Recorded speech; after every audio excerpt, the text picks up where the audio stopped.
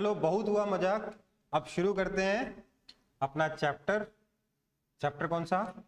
तो sir oscillations. क्या नाम है चैप्टर का? ऑसिलेशंस। ये आपके क्लास 11th की फिजिक्स का सेकंड लास्ट चैप्टर है, पर ये बहुत ही ज्यादा इंपॉर्टेंट चैप्टर है। I can't stress it enough. मैं कुछ भी बोलूं, इस चैप्टर की इंपॉर्टेंस को मैं एनफ कन्वे नहीं कर सकता। अगर आप प्रीवियस ईयर क्वेश्चंस देखोगे तो यू विल फाइंड कि हाँ सर, हर साल एक क्वेश्चन, दो क्वेश्चन, कभी कभार नहीं भी आता है क्वेश्चन, तो सर उतना इंपॉर्टेंट नहीं है। ऐसे तो बहुत सारे चैप्टर्स हैं जिनसे इतने क्वेश्चंस आते हैं, पर बेटा इस चैप्टर की खास बात यह है कि ये चैप्टर फिजिक्स के किसी भी दूसरे चैप्टर के साथ मिक्स किया जा सकता है और एक नया क्वेश्चन बनाया जा सकता है हर चैप्टर के साथ। मान लीजिए इस चैप्टर को हमने क्लास 12th के किसी टॉपिक से मिक्स किया, इस चैप्टर के कॉन्सेप्ट्स को हमने क्लास 12th के किसी टॉपिक से मिक्स किया और एक नया क्वेश्चन बना के दिया, तो वो क्वेश्चन ऑटोमेटिकली आपके हर एक डेटा में क्लास 12th में काउंट हो जाता है। वो 11th में काउंट नहीं होता। इस चैप्टर में क्या काउंट होगा? इस वजह से जो नंबर ऑफ क्वेश्चंस आप प्रीवियस ईयर में देखते हो, आपको थोड़े कम नजर आते। दूसरा, बहुत सारे चैप्टर्स ऐसे हैं जो डायरेक्टली इस चैप्टर ऑसिलेशंस पर डिपेंडेंट है। आप चाहे 11th क्लास का वेव्स ले लीजिए, इसमें हम लोग अभी इस पर्टिकुलर चैप्टर में ऑसिलेशन में क्या पढ़ेंगे? एक पार्टिकल का ऑसिलेशन पढ़ेंगे। वेव्स में हम बहुत सारे पार्टिकल्स का ऑसिलेशन पढ़ेंगे। तो वेव्स चैप्टर समझ नहीं आ सकता बिना ऑसिलेशन चैप्टर समझे। आप वेव्स ले लीजिए, क्लास 12th में बिल्कुल सिमिलर चैप्टर है जिसका नाम है ऑल्टरनेटिंग करंट। ये भी आपके ऑसिलेशन पे बेस्ड है। अगर ऑसिलेशंस नहीं समझ में आएगा, अगर ऑसिलेशंस वीक रहेगा, तो ऑल्टरनेटिंग करंट में भी दिक्कत होगी। फिर ऑल्टरनेटिंग करंट के बाद और कहाँ यूज हो जाएगा ये चैप्टर? तो सर ऑल्टरनेटिंग करंट के बाद अगला इसका यूज आ जाएगा आपके इलेक्ट्रोमैग्नेटिक वेव्स। आपको अगर वेव्स ही समझ में नहीं आएगा तो इलेक्ट्रोमैग्नेटिक वेव्स कहाँ समझ में आएगा बिना इस चैप्टर के? उसके बाद वेव ऑप्टिक्स। तो ये तो कुछ ऐसे चैप्टर हो गए जिनको आप इस चैप्टर ऑसिलेशन के बिना समझ ही नहीं सकते। और भी कई जगहों पर है, जैसे कि आपका कम्युनिकेशन, सिस्टम्स ऑफ कम्युनिकेशन। ये बोर्ड से हटा दिया गया है सीबीएसई में, पर जेई मेन में इसके क्वेश्चन अभी भी आ रहे हैं। सिस्टम्स ऑफ कम्युनिकेशन, ठीक है। तो ये सारे चैप्टर्स तो डायरेक्टली इस ऑसिलेशन पे बेस्ड है। तो इनसे कोई भी क्वेश्चन आया तो ऑसिलेशन ऑटोमेटिकली पूछ रहा है। प्लस बाकी जितने भी चैप्टर्स हैं पूरी फिजिक्स में, उनमें से किसी भी चैप्टर के साथ मिक्स करके इस चैप्टर के कॉन्सेप्ट को एक नया क्वेश्चन बनाया जा सकता है। तो वो सारे क्वेश्चंस भी इस चैप्टर में काउंट होने चाहिए। इस तरीके से अगर आप देखोगे तो हर साल कम से कम 3-4, कभी कभार 5-5 क्वेश्चन सिर्फ इस चैप्टर से आ जाते हैं out of 20-30 question in JEE main and JEE advance. ठीक है। So this chapter is very very important. मैंने आपको मैसेज भी किया था कि ये चैप्टर अगर कोई गलती से भी मिस करने का प्लान कर रहा है तो ना करें। कोई भी दूसरा काम अगर इंपॉर्टेंट है उसको छोड़िए और इस चैप्टर को प्रॉपरली पढ़िए। ठीक है। मैं अभी बिल्कुल मजाक नहीं कर रहा हूं, काफी सीरियस रहूंगा इस चैप्टर में। मैं, आपने नॉर्मली देखा होगा मैं ऊटपटांग हरकतें करता रहूंगा, बट इस चैप्टर में मैं काफी सीरियस रहूंगा, क्योंकि सीरियस रहने के बाद भी ये चैप्टर बहुत ही ज्यादा इंटरेस्टिंग है। इसमें मेरे को करने की कुछ खास जरूरत ही नहीं है, ऑलरेडी चैप्टर इंटरेस्टिंग है। बस अगर मैं इसको सही तरीके से समझा दूं तो इंटरेस्ट अपने आप आ जाएगा। ठीक है। और बहुत दिनों बाद आपको, जो आप थोड़ा परेशान हो जाते हो ये सारे चैप्टर्स पढ़ के, हीट पढ़ के और फ्लूइड पढ़ के, कि क्या सर बोरिंग सा चल रहा है, एक ही जैसी चीजें आ रही हैं, उन सब से भी मुक्ति मिल गई। बहुत दिनों बाद ये चैप्टर कुछ हद तक मैकेनिक्स का ही चैप्टर है। मैकेनिक्स का एक क्वेश्चन है, उसको सॉल्व करेंगे। पूरे चैप्टर में मैकेनिक्स के एक क्वेश्चन को सॉल्व करेंगे हम लोग।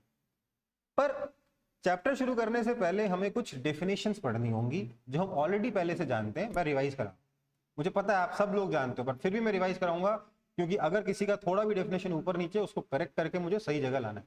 और मैं बता रहा हूँ आप में से 90% लोगों का डेफिनेशन कुछ ना कुछ तो ऊपर नीचे रहता ही है। तो शुरू करते हैं। सबसे पहले बात करेंगे पीरियोडिक मोशन की। इसके बारे में बात कर रहे हैं, पीरियोडिक मोशन। पीरियोडिक मोशन क्या होता है? तो सर पीरियोडिक मोशन है motion that repeats itself after a fixed interval of time. जो मोशन अपने आप को रिपीट कर रही एक फिक्स्ड इंटरवल ऑफ टाइम के बाद, उसको पीरियोडिक मोशन कहते हैं। Motion that repeats itself after a fixed interval of time, एक फिक्स्ड इंटरवल ऑफ टाइम के बाद अपने आप को रिपीट करने वाला मोशन पीरियोडिक मोशन कहलाता है। ये हमारे पीरियोडिक मोशन की डेफिनेशन हुई। अब इसका मतलब समझते हैं। रिपीट्स इटसेल्फ का मतलब क्या हुआ कि मान लीजिए किसी बॉडी ने t इज इक्वल टू 0 से लेकर t is equal to 5 second तक कोई हरकत करी, कुछ भी किया, तो 5 सेकेंड्स के बाद अगर वो सेम हरकत रिपीट करता है तब वो पीरियोडिक है, तब जाके मोशन पीरियोडिक है। अब ध्यान दीजिए, सेम हरकत रिपीट करने का मतलब same initial position, same final position, same velocity किसी भी टाइम पर आफ्टर 0 सेकेंड। मतलब कहने का मतलब 0 सेकेंड के बाद लेट से 1 सेकेंड का इंटरवल लिया, तो t is equal to 1 second पे जो वेलोसिटी है, 5 सेकेंड के बाद 1 सेकेंड, मतलब t is equal to 6 second पे भी सेम वेलोसिटी होनी चाहिए। आएंगे इस पे डिटेल में। मैं सिर्फ इतना कह रहा हूं कि t अगर 5 सेकेंड के बाद मोशन रिपीट कर रहा है, इसका मतलब है t इज इक्वल टू 0 पर, t इज इक्वल टू 0 पर पार्टिकल लेट से यहां था और t इज इक्वल टू 5 पे लेट से पार्टिकल यहां था, तो यहां से पार्टिकल यहां गया 0 से लेकर 5 तक, तो t is equal to 5 seconds के बाद ये अपना मोशन रिपीट कर सकता है क्या? नहीं कर सकता। क्यों? क्योंकि रिपीट करने का मतलब फिर से उसको इस पॉइंट से इस पॉइंट जाना है। तो सबसे पहले तो क्या हो गया, पार्टिकल का जो मोशन अगर रिपीट हो रहा है तो हर एक इंटरवल के बाद वो फिर से अपनी इनिशियल पोजीशन पे पाया जाएगा, तभी मोशन रिपीट हो सकता है।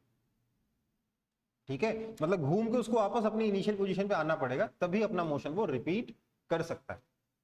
सबसे पहली तो कंडीशन ये होगी। तो मोशन जो रिपीट हो, मतलब t इज इक्वल टू 0 से t is equal to 5 second, मान लीजिए 5 सेकंड के बाद रिपीट हो रहा है, तो t इज इक्वल टू 0 से t is equal to 5 second के बीच में पार्टिकल ने जो हरकत करी, 5 से 10 के बीच में वही हरकत करनी है, 10 से 15 के बीच में वही हरकत करनी है, 15 से 20 के बीच में वही हरकत करनी है, 20 से 25 के बीच में वही हरकत करनी है, 25 से 30 के बीच में वही हरकत करनी है। अपना मोशन को बार बार रिपीट करना है। एग्जाम्पल से एकदम क्लियर हो जाएगा। सिंपलेस्ट एग्जाम्पल है इसका यूनिफॉर्म सर्कुलर मोशन। क्या है ये? Uniform circular motion. ये जो यूनिफॉर्म सर्कुलर मोशन है, इसमें देखिए टॉपमोस्ट पॉइंट से लेट से शुरू करते हैं। तो यहां से शुरू करने के बाद पार्टिकल एक पर्टिकुलर टाइम इंटरवल में घूम के वापस अपनी जगह पर आ गया, उसके बाद सेम इंटरवल में फिर से घूम के अपनी जगह पे आ गया, and so on and so fourth and so on and so fourth. तो मतलब पार्टिकल अपना मोशन रिपीट कर रहा है एक फिक्स्ड इंटरवल ऑफ टाइम के बाद। वो फिक्स्ड इंटरवल कुछ भी हो सकता है। इस एग्जांपल में मैं 5 सेकंड से एक्सप्लेन करने की कोशिश कर रहा था, वो 2 सेकंड हो सकता है, वो 100 सेकंड हो सकता है, वो पूरा दिन हो सकता है, वो हो सकता है 0.1 सेकंड हो या मिली सेकंड हो या माइक्रो सेकंड। बस मोशन रिपीट होना चाहिए एक फिक्स्ड इंटरवल ऑफ टाइम के बाद, उसको कहते हैं, ऐसे मोशन को कहते हैं पीरियोडिक मोशन। और एग्जांपल क्या ले सकते हैं? ये सबसे बेसिक एग्जांपल है, बचपन से पढ़ रहे हो, पेंडुलम। क्या है ये? पेंडुलम। ये जो पेंडुलम है ये अपना मोशन बार बार बार बार रिपीट कर रहा है, जाके वापस आया, फिर गया, फिर आया, फिर गया, फिर आया। सो ये अपना मोशन बार बार रिपीट कर रहा है। ऐसे मोशन को क्या कहेंगे? पीरियोडिक मोशन कहेंगे। ठीक है, और क्या एग्जांपल ले सकते हैं? तो देखिए यहाँ पर मैंने दो बच्चे लिए जो स्किपिंग कर रहे हैं। क्या कर रहे हैं? स्किपिंग कर रहे हैं। स्किपिंग करते वक्त आपको एक फिक्स्ड इंटरवल ऑफ टाइम के बाद बार बार जंप करना होता है। तो बेसिकली आपका जो मोशन है वो कैसा मोशन है? बिल्कुल सही बोला आपने, वो पीरियोडिक मोशन। देखिए जरूरी नहीं है जो एग्जांपल्स मैं यहाँ क्लास में लूँ आपको वही एग्जांपल सोचने पीरियोडिक मोशन के बारे में। आप अपने मन से और भी एग्जांपल सोच सकते हो अपने आसपास जो हो रहा है। आप बिल्कुल सही, आपने आंसर देना शुरू भी कर दिया बिना क्वेश्चन पूछे बिना। Motion of minute hand, hour hand and second hand in a clock. एक क्लॉक में सेकंड हैंड हर 60 सेकंड्स बाद अपना मोशन रिपीट करेगा। मिनट हैंड हर एक घंटे के बाद, मतलब एवरी 60 मिनट्स के बाद अपना मोशन रिपीट करेगा। और आवर हैंड हर एक 12 आवर्स के बाद अपना मोशन रिपीट करेगा। ये मोशन बिल्कुल पीरियोडिक है। बिल्कुल सही। आपके फैन का जो मोशन है वो पीरियोडिक है। बिल्कुल सही बोलते। बेसिकली आपने दोनों जो एग्जांपल दिए दोनों सर्कुलर मोशन के एग्जांपल दे दिए। और भी एग्जांपल्स होंगे, पर हमें यह समझना जरूरी है कि अगर मोशन रिपीट कर रहा है तो मोशन क्या है? पीरियोडिक है। अब देखते हैं कि इस मोशन का टाइम पीरियड क्या होता है। हाँ बिल्कुल सही। क्या लिखा है? लोगों ने लिखा है time after which motion repeats. जितने टाइम के बाद मोशन रिपीट होता है उसको टाइम पीरियड कहते हैं। यहां पे एक छोटा सा करेक्शन है। करेक्शन नहीं, मैंने जानबूझ के जगह छोड़ी है। यहां पे मिनिमम टाइम आप लोगों ने भी नहीं लिखा। अच्छा, एक बच्चे ने लिखा है। 8-10 बच्चों ने गलत लिखा है, एक बच्चे ने लिखा है, बाकी लोगों को तो मतलब ही नहीं। जो भी है, minimum time after which motion repeats is called time period. Minimum time, जो मिनिमम टाइम है जिसका मोशन रिपीट करे। मिनिमम क्यों जरूरी है? इमेजिन करिए motion of earth around sun. ये सन है,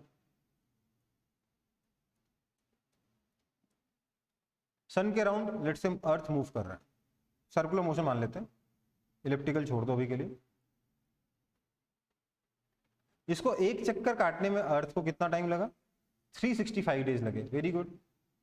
365 डेज के बाद इसने अपना मोशन रिपीट किया, तो आप बोल सकते हो टाइम पीरियड 365 डेज। पर कोई इंसान ये भी बोल सकता है कि सर देखिए 365 के बाद ये वापस आया एक चक्कर लगा के, 2 इंटू 365 मतलब 730 डेज के बाद फिर से वापस आ गया। तो सर 730 डेज में इसका मोशन हुआ एक चक्कर और 2 चक्कर, और इसके बाद अगले 730 डेज में ये सेम हरकत करेगा, 2 चक्कर लगाएगा। उसके अगले 730 डेज में फिर से सेम मोशन करेगा। तो सर मोशन तो हर एक 730 डेज के बाद भी रिपीट हो रहा है। तो हम टाइम पीरियड को 365 डेज क्यों कह रहे हैं? क्योंकि हमें मिनिमम टाइम लेना। मिनिमम टाइम जिसके बाद मोशन रिपीट उसको कहते हैं टाइम पीरियड। अगली चीज है, टाइम पीरियड पढ़ते ही ऑटोमेटिकली दिमाग में आता है फ्रीक्वेंसी। फ्रीक्वेंसी क्या होती है? तो सर हाँ, मुझे पता था सब लोग यही जवाब दोगे, 1 by time period, 1 by time period, 1 by time period. बेटा वो फॉर्मूला है, डेफिनेशन क्या है? डिफाइन कैसे किया? अंग्रेजी में बताओ, इंग्लिश में। बिल्कुल सही है, number of times motion repeats in a unit time is called frequency. Number of times motion repeats in a unit time, मतलब एक यूनिट टाइम में, यूनिट टाइम कितना हो सकता है वो आपके ऊपर डिपेंड करता है। आप कौन सी यूनिट लेना चाहते हो? आप 1 सेकंड ले सकते हो, मिनट ले सकते हो, आवर ले सकते हो, डे ले सकते हो, ईयर ले सकते हो। तो एक यूनिट टाइम में, जनरली हम लोग ऐसा यूनिट में सेकंड लेते हैं, तो एक यूनिट टाइम में मोशन अपने आप को जितनी बार रिपीट कर ले, पीरियोडिक मोशन, उसी नंबर को हम लोग फ्रीक्वेंसी बोलते हैं। जितनी बार रिपीट किया उसको फ्रीक्वेंसी कहते हैं। एग्जाम्पल सोचिए, मान लीजिए ये जो लड़का है ये स्किपिंग करते वक्त 0.2 सेकेंड्स में एक जंप कंप्लीट करता है। तो एक यूनिट टाइम मतलब 1 सेकेंड्स में ये कितनी बार जंप करेगा? बिल्कुल 5 टाइम्स, 5 बार ये स्टूडेंट बोलो, लड़का बोलो, बॉय बोलो, जो भी बोलो, ये 5 बार अपनी जगह पे जंप करेगा इन 1 सेकेंड। सो अपने मोशन को ये 5 बार रिपीट कर लेगा एवरी सेकेंड। सो इसकी जो फ्रीक्वेंसी हो जाएगी वो कितनी हो जाएगी? 5 पर सेकेंड। पर सेकेंड को हम लोग हर्ट्ज भी लिखते हैं, आपको पता है HZ का मतलब हर्ट्ज होता है, HERTZ। फ्रीक्वेंसी कितनी है इसकी?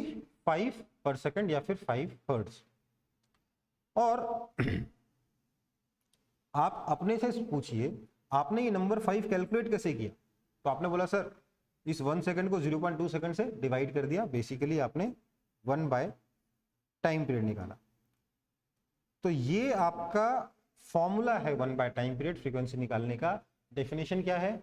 Number of times motion repeats in a unit time. Okay, बिल्कुल बेसिक है, सब लोग क्लास 8-9 में पढ़ के आए हो, फिर भी मैं रिपीट कर रहा हूँ ये सब कुछ, क्योंकि मैं नहीं चाहता कि किसी के लिए फ्रीक्वेंसी की डेफिनेशन सिर्फ 1 बाय टाइम पीरियड हो। पता होना चाहिए कि number of times motion repeats in a unit time, ये डेफिनेशन होती है। Next, oscillation. ये ऑसिलेशन क्या होता है? चैप्टर का नाम है ऑसिलेशन। ऑसिलेशन होता क्या है? तो बेटा ऑसिलेशन है to and fro motion about a mean और इक्विलिब्रियम पोजीशन। ध्यान दीजिएगा, यहां पर बहुत ही इंपॉर्टेंट कुछ टर्म्स आई हैं। पहली इंपॉर्टेंट टर्म्स है मीन पोजीशन या फिर इक्विलिब्रियम पोजीशन। इक्विलिब्रियम का मतलब सब लोग समझते हो क्या होता है? इक्विलिब्रियम का मतलब होता है जहां पर नेट फोर्स 0 हो। Very good. अच्छा, कई लोगों ने डेफिनेशन लिखी थी, किसी ने मीन लिखा, किसी ने इक्विलिब्रियम लिखा, दोनों सही है। आप to and fro motion about a mean position लिख सकते हो, to and fro motion about a and equilibrium position लिख सकते हो, दोनों ही करेक्ट है। इक्विलिब्रियम पोजीशन ही मीन पोजीशन होती है। सो जहां पर नेट फोर्स 0 हो, जो मीन पोजीशन है, जो मिड पॉइंट है, उससे टू एंड फ्रो मोशन, उससे कैसा मोशन? टू एंड फ्रो। मतलब कि लेट्स से ये मेरे पास मीन पोजीशन है, तो इसका जो मोशन है इससे फ्रो मतलब यहां से मान लेते हैं यहां तक गया, फिर इस तक, टू मतलब इसके तक, then again fro to. So to and fro motion about a mean position, ये क्या कहलाएगा? ऑसिलेशन कहलाएगा। ठीक है, एग्जांपल्स देखते हैं। पहला एग्जांपल ये रहा जिसमें ये आपका बॉब जो है यूनिफॉर्म सर्कुलर मोशन कर, क्या ये ऑसिलेशन है? तो नहीं, ये आपका पीरियोडिक मोशन है। ये पीरियोडिक मोशन है क्योंकि फिक्स्ड इंटरवल ऑफ टाइम के बाद रिपीट कर रहा है, पर ये ऑसिलेशन नहीं है। क्यों नहीं है ये ऑसिलेशन?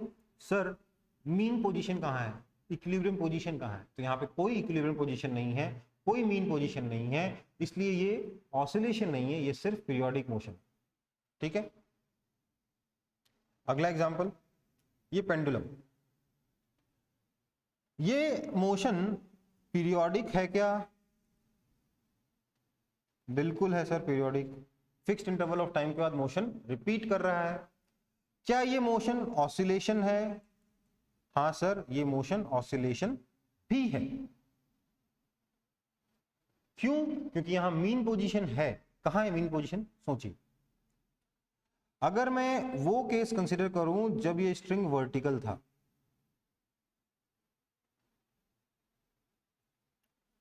उस सिचुएशन में इसके ऊपर क्या क्या फोर्स लग रहे थे? सर एक फोर्स तो लग रहा था नीचे की तरफ mg, और एक फोर्स रस्सी लगा रही थी ऊपर की तरफ tension T। Tension T mg को बैलेंस कर देगा। अगर मैं वहीं पे छोड़ दूं, मूव नहीं कर रहा ये, अगर वहां पे रेस्ट पर है ये बॉब, अगर ये रेस्ट पर है तब की बात कर रहा हूं, अगर वहां छोड़ देंगे तो इसके ऊपर नेट फोर्स 0 होगा। इसलिए ये पोजीशन कौन सी पोजीशन है? इक्विलिब्रियम पोजीशन है, मीन पोजीशन। और यहां से मोशन कैसा हो रहा है, देखिए मीन पोजीशन से मीन पोजीशन तक, से तक। So to and fro motion about the mean position, ये क्या हो गया, ये आपका ऑसिलेशन हो गया। Very good. ये देखिए ये क्या है एग्जांपल, ये बेसिकली आपका एक स्फीयर है, उसके अंदर ये बॉल है। मैं थोड़ा सा स्फीयर को ट्रांसपेरेंट करके दिखा रहा हूं। तो स्फीयर के अंदर ये बॉल है जो इस तरीके से मूव कर रहा है, ये स्फीयर का सेंटर मान लेते हैं। तो क्या इसका मोशन ऑसिलेशन है या नहीं? तो देखो इसके दोनों जो एक्सट्रीम पोजीशंस हैं उसके बीच में ये वाला पॉइंट आता है, इसको मीन पोजीशन कह सकते हो आप। ये इक्विलिब्रियम है क्या? बिल्कुल है। नीचे सर यहाँ पे mg लग रहा होगा यहाँ पे, और ऊपर नॉर्मल लग रहा होगा। अगर बॉल रेस्ट पे होती यहाँ तो नॉर्मल फोर्स mg को बैलेंस कर देता, नेट फोर्स 0 हो जाता। ये आपका इक्विलिब्रियम पोजीशन कहा जा सकता है। और यहां से मोशन कैसा हो रहा है, to and fro, to and fro. तो बिल्कुल to and fro motion about mean position है, बिल्कुल ये ऑसिलेशन है। ये ऑसिलेशन भी है, पीरियोडिक तो खैर है ही है। ठीक है, आगे बढ़ते हैं फिर। ये एक और एग्जांपल है, देखिए ये एक स्प्रिंग से ये बॉल बंधी हुई है, बॉल रख सकते हो, बॉक्स ले सकते हो, कुछ भी ले सकते हो। हमने इस स्प्रिंग को स्ट्रेच करके छोड़ दिया तो क्या होगा, मोशन बॉल का कुछ ऐसा होगा। बेसिकली अगर मैं इसको यहां पर कंसीडर करूं तो यहां पर स्प्रिंग कोई फोर्स नहीं लगा रहा, ये आपका इक्विलिब्रियम है, मीन है। इसके बाद ये मीन से दूर गया, अच्छा मेरी गलती है, ये स्प्रिंग ऑलरेडी कंप्रेस्ड है, कंप्रेस्ड स्प्रिंग को मैंने यहां से छोड़ा है। ठीक है, तो ये आपका एक्सट्रीम है, ये इक्विलिब्रियम नहीं है। इक्विलिब्रियम यहां कहीं पे आएगा जहां पर इसकी लेंथ नेचुरल लेंथ होगी स्प्रिंग की, ये आपका इक्विलिब्रियम है। जहां पर स्प्रिंग की लेंथ नेचुरल लेंथ होगी वो इक्विलिब्रियम होगा। यहां मैंने बस इसको प्रेस करके छोड़ दिया, जब प्रेस करके छोड़ा तो ये इक्विलिब्रियम पोजीशन के दोनों तरफ जा रहा है, ये टू एंड फ्रो मोशन हो रहा है अबाउट मीन पोजीशन, ये भी आपका ऑसिलेशन है। This is also an example of oscillation.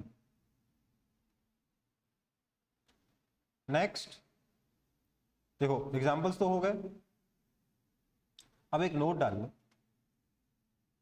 All oscillations are periodic but all periodic motions are not oscillation. देखिए पहला मोशन पीरियोडिक था, ऑसिलेशन नहीं था, बाकी तीनों मोशन ऑसिलेशन है तो पीरियोडिक भी है। ऑल्दो इस ये जो मैंने स्टेटमेंट लिखाया है नोट में,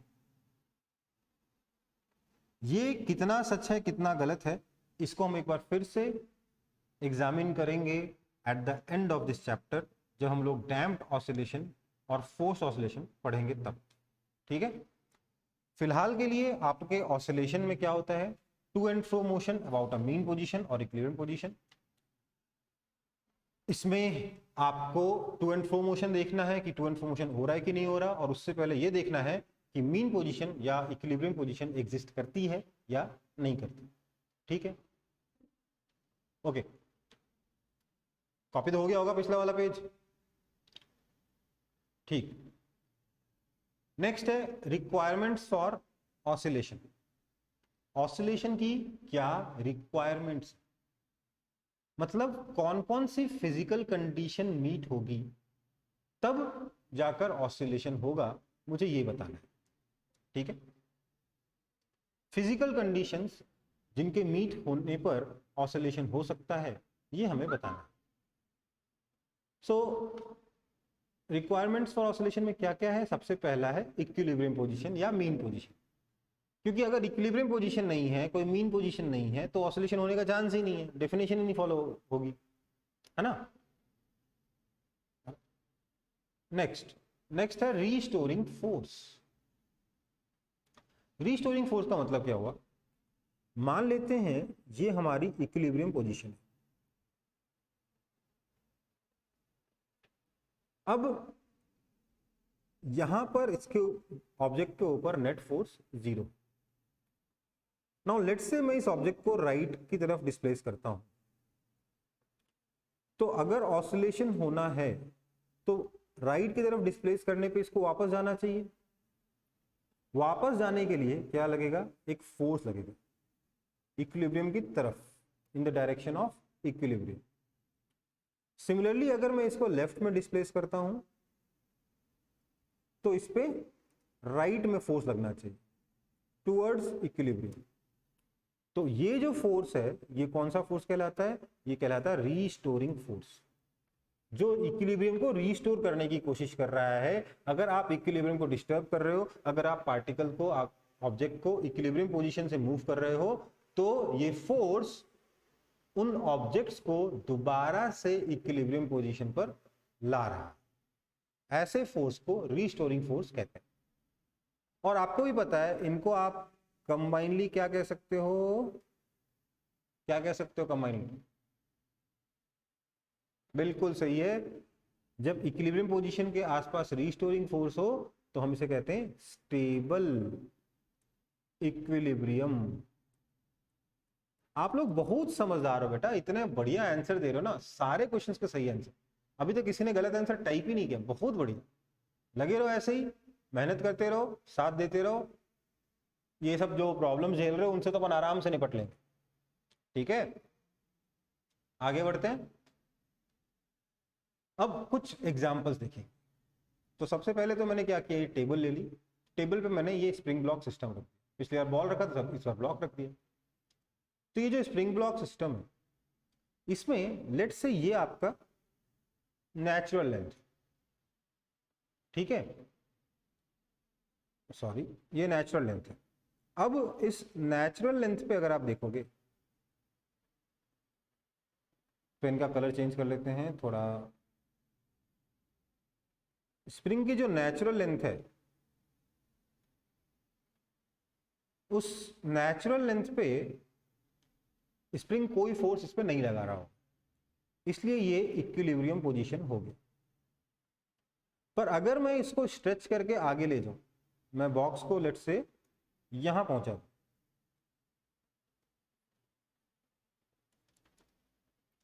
तो स्प्रिंग स्ट्रेच होगा और स्प्रिंग इस पे अपोजिट डायरेक्शन में फोर्स लगाए कंप्रेस होने के लिए। सो डिस्प्लेसमेंट इधर हुआ, डिस्प्लेसमेंट को लेट से मैं एक्स से रिप्रेजेंट कर रहा हूं, फोर्स उसके अपोजिट डायरेक्शन में लगा। ये फोर्स रीस्टोरिंग है जो डिस्प्लेसमेंट के अपोजिट डायरेक्शन में एक्ट करता है। सिमिलरली अगर मैं इस स्प्रिंग को कंप्रेस करूंगा तब भी आप जानते हो कि जो फोर्स होगा वो रीस्टोरिंग ही होगा। अगर इसको कंप्रेस करेंगे तो फोर्स इस डायरेक्शन में लगेगा, है ना। सो ये क्या है, रीस्टोरिंग फोर्स है। इक्विलिब्रियम को हमेशा ये फोर्सेस इक्विलिब्रियम की तरफ रख रहे हैं। ये जरूरी है ऑसिलेशन के लिए। क्या क्या जरूरी है, इक्विलिब्रियम पोजीशन जरूरी है, इक्विलिब्रियम पोजीशन जरूरी है और रीस्टोरिंग फोर्स जरूरी है। ये दोनों चाहिए तब जाके ऑसिलेशन हो सकता है। अगले एग्जांपल में भी आप देख सकते हो कि इस बॉब पे ग्रेविटेशनल फोर्स नीचे लग रहा है यहां और टेंशन ऊपर लगेगा। अगर हम यहीं पे बॉब को छोड़ दें तो ये टेंशन mg को बैलेंस कर लेगा और नेट फोर्स इसके ऊपर हो जाएगा 0। बट अगर हम इस बॉब को यहां लेके गए हैं तो इस पे क्या क्या फोर्स लगेंगे, अभी भी इस पे mg लगेगा डाउनवर्ड डायरेक्शन में और टेंशन लगेगा along द स्ट्रिंग।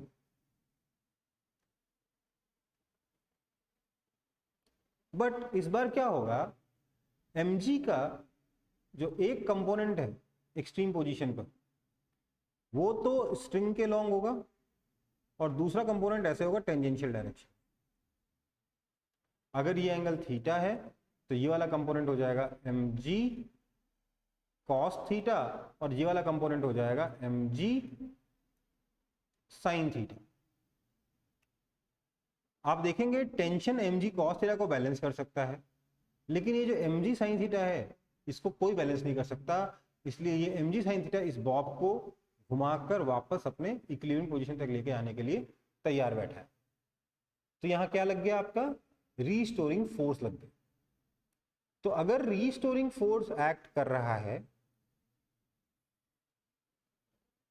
अगर रीस्टोरिंग फोर्स एक्ट कर रहा है तो इक्विलिब्रियम तो होगा ही, मतलब बेसिकली स्टेबल इक्विलिब्रियम की बात कर रहे हैं, तो उसी केस में ऑसिलेशन हो सकता है। ऑसिलेशन होगा या नहीं होगा, इसके लिए आपको क्या चेक करना है, फोर्स रीस्टोरिंग है, इक्विलिब्रियम है कि नहीं है, और अगर इक्विलिब्रियम है तो रीस्टोरिंग फोर्स है कि नहीं है। रीस्टोरिंग फोर्स का मतलब हुआ अगर ऑब्जेक्ट इक्विलिब्रियम से राइट में गया तो फोर्स लेफ्ट में लगना चाहिए, लेफ्ट में गया तो फोर्स राइट में लगना चाहिए, ऊपर गया तो फोर्स नीचे लगना चाहिए। डिपेंड करता है, मान लीजिए आप सिर्फ एक ही डायरेक्शन के मोशन के बारे में बात कर रहे हैं तो उसमें दूसरे डायरेक्शन के बारे में सोचने की जरूरत नहीं है, बट फोर्स रीस्टोरिंग होना चाहिए उस पर्टिकुलर डायरेक्शन में। तो ये आपका रिक्वायरमेंट्स फॉर ऑसिलेशन हुआ। अब हम इस पे एक न्यूमेरिकल करेंगे, बहुत इंपॉर्टेंट न्यूमेरिकल है, ध्यान से करें। क्वेश्चन क्या है, under which of the following situations can oscillation take place, इनमें से किन सिचुएशंस के अंदर ऑसिलेशन हो सकता है। ठीक है, सो पहला है F equals to minus k x. क्या इस फोर्स के कारण आपका ऑसिलेशन हो सकता है, देखते हैं। इसमें हम सबसे पहले चेक करेंगे कि इक्विलिब्रियम है या नहीं है। इक्विलिब्रियम का मतलब हुआ फोर्स जीरो, जिसका मतलब हो गया x जीरो।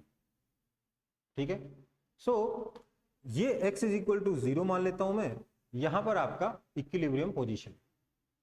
अब इधर मेरा x पॉजिटिव है, इधर x नेगेटिव। मैंने इसको डिस्प्लेस किया लेट से पॉजिटिव x से, तो पार्टिकल पहुंच गया यहां पर। तो यहां पे फोर्स क्या लगेगा, फोर्स लगेगा माइनस के एक्स। आपको यहां अज्यूम करना है कि जो के ए बी पी क्यू जो कुछ भी लिखा हुआ है ये सब पॉजिटिव है। सो इस पे फोर्स लगेगा अपोजिट डायरेक्शन में ऐसे, क्योंकि फोर्स नेगेटिव है। फोर्स नेगेटिव लेफ्ट में है तो फोर्स लेफ्ट में लगा, जब डिस्प्लेसमेंट राइट में हुआ तो फोर्स लेफ्ट में लगा। मतलब क्या है, मतलब यहां पर तो रीस्टोरिंग दिख रहा है।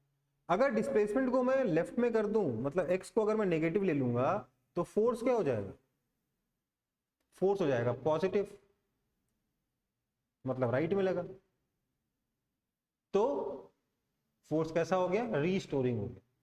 जब डिस्प्लेसमेंट जब राइट में हुआ तो फोर्स लेफ्ट में लग रहा है, जब लेफ्ट में हुआ तो फोर्स राइट में लग रहा है, मतलब फोर्स रीस्टोरिंग है, इक्विलिब्रियम है। तो हाँ बिल्कुल पार्ट ए में ऑसिलेशन होगा। अब बात करते हैं पार्ट बी की। तो पार्ट बी में आपको लिखा हुआ है F इज इक्वल टू के एक्स। के एक्स का मतलब क्या हुआ, माइनस के एक्स का अपोजिट, मतलब जब पॉजिटिव होगा x तो फोर्स भी पॉजिटिव होगा, जब x नेगेटिव होगा तो फोर्स भी नेगेटिव हो जाएगा। इसलिए जो केस बी है इसमें ऑसिलेशन नहीं होगा, बी में ऑसिलेशन नहीं होगा। समझ में आया ये? कोई ऐसा जिसको समझ में नहीं आया तो हैंड रेज करो। ठीक, सो F इज इक्वल टू के एक्स है। के अगर पॉजिटिव है, के तो पॉजिटिव है ही, इसलिए अब जब x पॉजिटिव होगा तो फोर्स पॉजिटिव हो गया, मतलब जब x राइट की तरफ है तो फोर्स भी राइट की तरफ है। ये इक्विलिब्रियम की तरफ नहीं है, रीस्टोरिंग नहीं है, इसलिए जो सेकंड केस है ये ऑसिलेशन नहीं कराएगा। थर्ड केस के बारे में बात करते हैं, F is equal to minus k x square. तो C क्या है, F is equal to minus k x square. देखो इसमें अगर मैं x को पॉजिटिव रखता हूं, यहां रखता हूं पार्टिकल को, तो फोर्स नेगेटिव है, रीस्टोरिंग लग रहा है, बहुत बढ़िया बात है। लेकिन अगर मैं x को नेगेटिव भी रख लूं तब भी फोर्स नेगेटिव ही है, देखिए, क्योंकि x का स्क्वायर आ रहा है यहाँ पे। मतलब इधर तो ये इक्विलिब्रियम की तरफ है, लेकिन यहां पर जाकर इक्विलिब्रियम से अवे हो गया, अवे हो गया, इसलिए ये रीस्टोरिंग फोर्स नहीं है, यहां भी ऑसिलेशन नहीं होगा। ध्यान दीजिए, जब भी राइट में जाए फोर्स लेफ्ट में लगना चाहिए, जब भी लेफ्ट में जाए फोर्स राइट में लगना चाहिए। एक मीट कर रहा है, एक मीट नहीं कर रहा है तो ऑसिलेशन नहीं हो सकता। Next F is equal to minus k x cube. सीधे देखो, जब एक्स पॉजिटिव है तो फोर्स नेगेटिव है, बढ़िया बात है। जब एक्स नेगेटिव हुआ तो फोर्स पॉजिटिव हो गया, इसलिए हमेशा ही ये फोर्स डिस्प्लेसमेंट के अपोजिट डायरेक्शन में है। ये भी आपका एक इक्विलिब्रियम पोजीशन, सॉरी इसमें भी आपका ऑसिलेशन होगा। ठीक है, x इज इक्वल टू 0 पर आपका इक्विलिब्रियम। नेक्स्ट है आपका f is equal to a minus b x. इस पार्ट ई को देखते हैं, समझते हैं। f is equal to a minus b x, a and b both are positive constant. ठीक है, क्या मैं इसको minus b times x minus a by b लिख सकता हूं?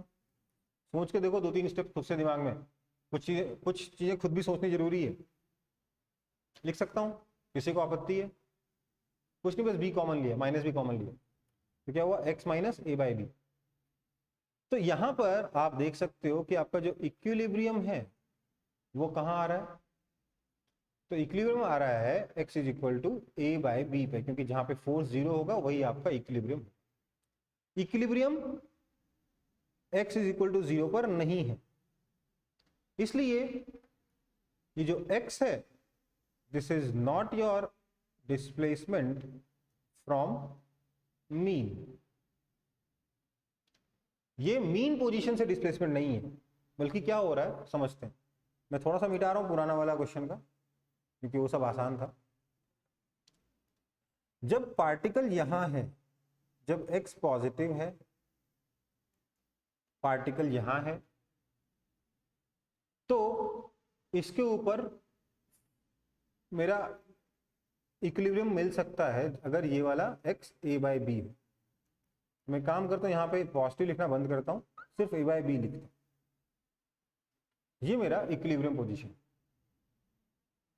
ये मेरा इक्विलिब्रियम पोजीशन। अब अगर मैं x को a बाई बी से बड़ा कर दूं तब इधर चला जाएगा।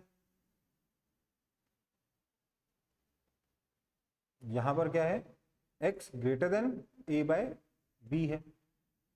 x अगर a बाई बी से बड़ा है तो ये वाला टर्म पॉजिटिव आ जाएगा, यहां माइनस बी है इसलिए फोर्स नेगेटिव आ जाएगा, मतलब कि टुवर्ड्स द इक्विलिब्रियम पोजीशन आया। अगर मैं x को a बाई बी से छोटा कर दूं,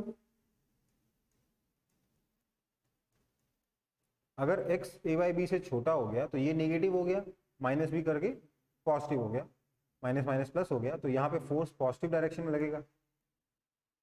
फिर से आप देख सकते हो कि ये जो फोर्सेस हैं they are acting towards the mean position, that mean restoring a forces, और इसलिए यहां पर एसएचएम बोल रहा हूं, ऑसिलेशन हो सकता है।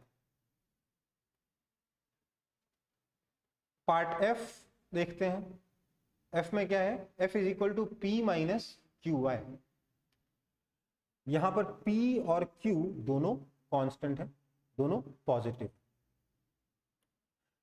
लेकिन यहां ध्यान दीजिएगा x नहीं है y है, मतलब मोशन x डायरेक्शन में नहीं होगा, मोशन y डायरेक्शन में।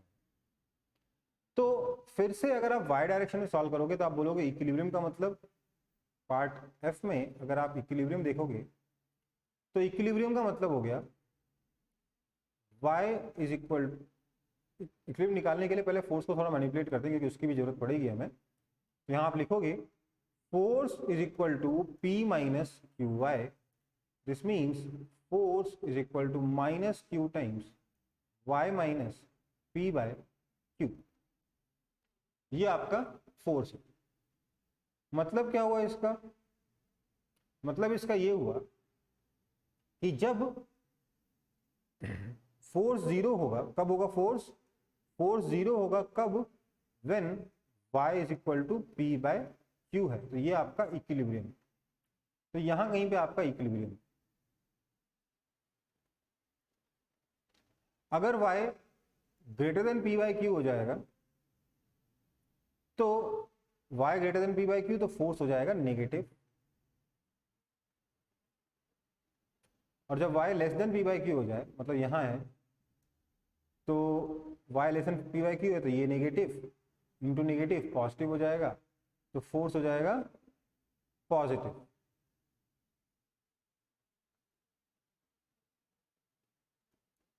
यहां पे फोर्स हो जाएगा पॉजिटिव। तो ये फोर्स दोनों ही केस में इक्विलिब्रियम की तरफ लग रहा है, इक्विलिब्रियम के डायरेक्शन में लग रहा है, इक्विलिब्रियम के टुवर्ड्स लग रहा है, इसलिए मोशन कैसा होगा, ऑसिलेशन हो सकता है। तो ये भी आपके ऑसिलेशन का एग्जांपल है। बी और सी को छोड़ के अभी तक बाकी सारे ऑसिलेशन को कंफर्म कर रहे हैं कि ऑसिलेशन पॉसिबल है, ये बता रहे। नेक्स्ट है u is equal to a x square plus b x plus c. क्या है एग्जाम्पल?